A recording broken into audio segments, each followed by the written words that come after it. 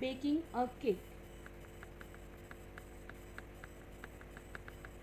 During this process of baking a cake, various chemical reactions occur that result significant transformation of the ingredients. The mixing of ingredients such as flour, sugar, eggs,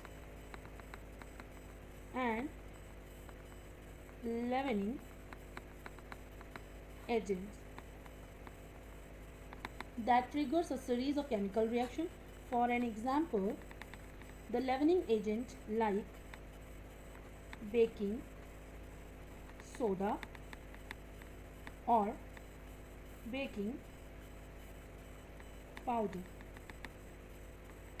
that react with the other ingredients and produce carbon dioxide. What produce? Carbon dioxide gas. The gas gets trapped within the batter and causing it to rise and give the cake its fluffy texture. Moreover, as the cake is baked in oven, heat is applied. Okay, this heat causes further chemical reaction such as the Maillard reaction, which is responsible for the browning and development of the flavor and aroma. The proteins, sugar, and starch in the cake batter undergo complex chemical transformation, and which is resulting in the formation of new compounds that contribute to the taste, color, and texture of the cake. Alright, frying and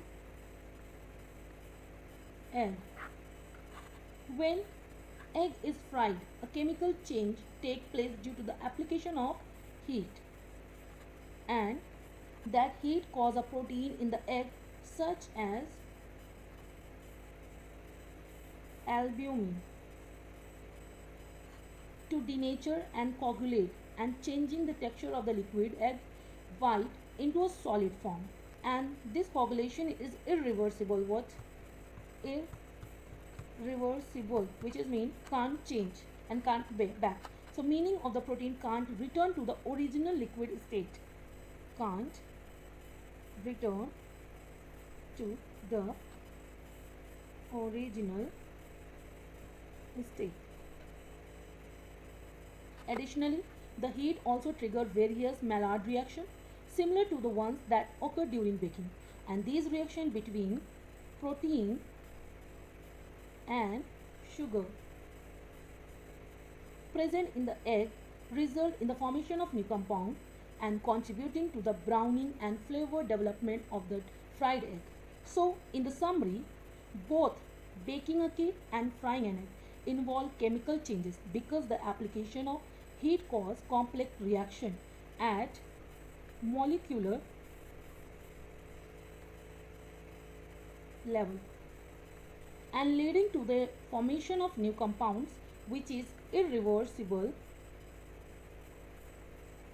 transformation and changes in texture, color, and flavor.